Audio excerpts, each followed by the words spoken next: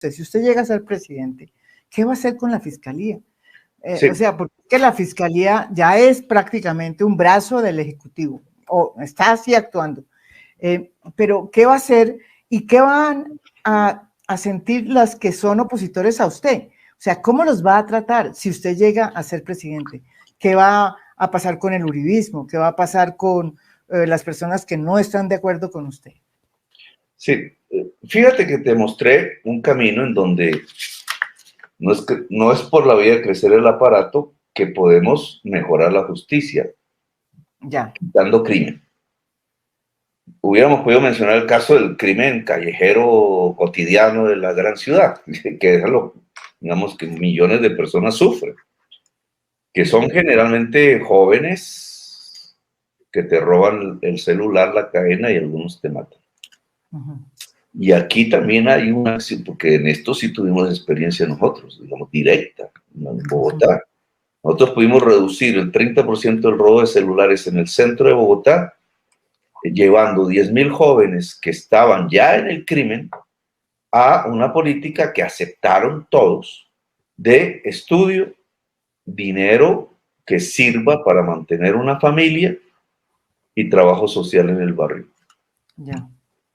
Que no eran cárceles, no eran jueces, no eran policías, lo que poníamos no era bolillos, era oportunidades. Ya. Buena parte de la inseguridad hoy del COVID, que es excepcional, tú sabes que salir a la calle da miedo hoy, Sí. en cualquier ciudad de Colombia.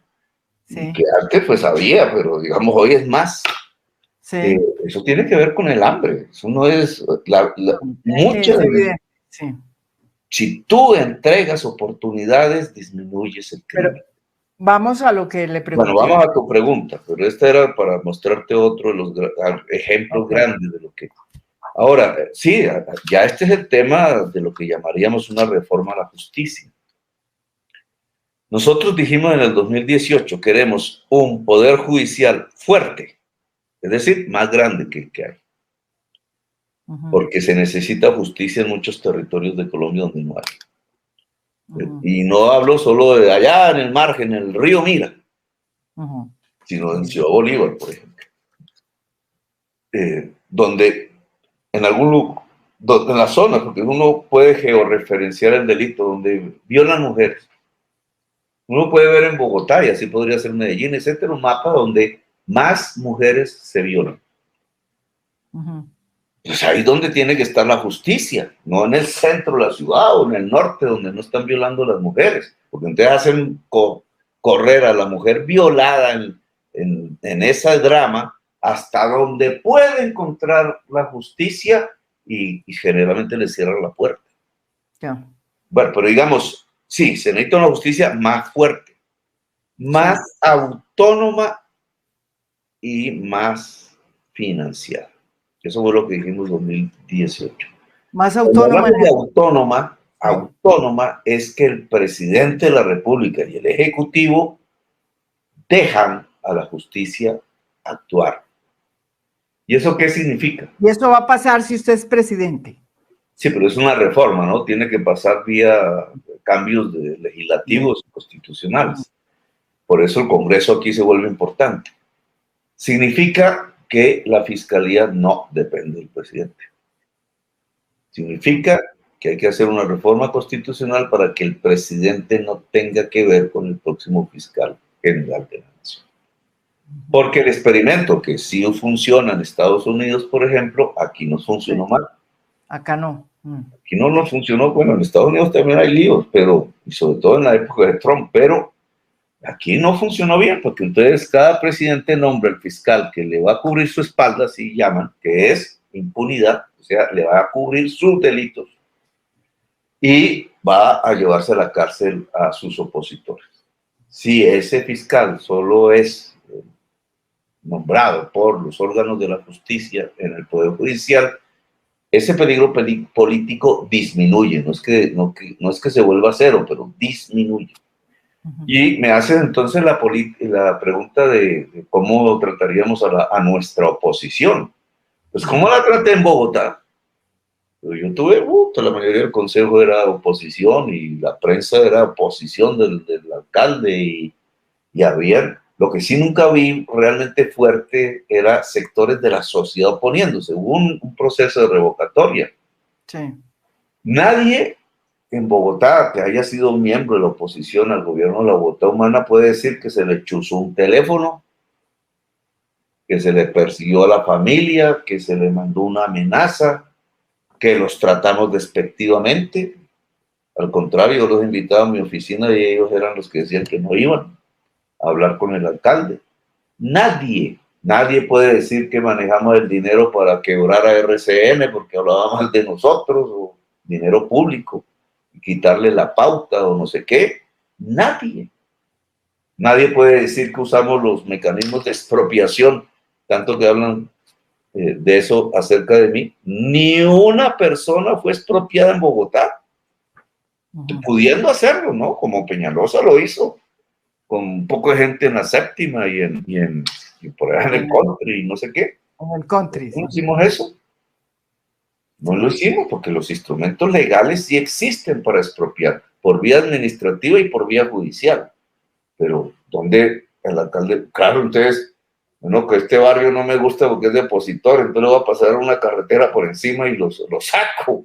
¿No? ¿Cuándo viste eso en Bogotá Humana? Bogotá Humana demostró, nosotros permitimos, yo no sé si fue una bobería, hasta esta altura me cuesta económicamente, pero nosotros permitimos que la mayoría del consejo de la oposición escogiera su contralor y su personero, y no nos metimos.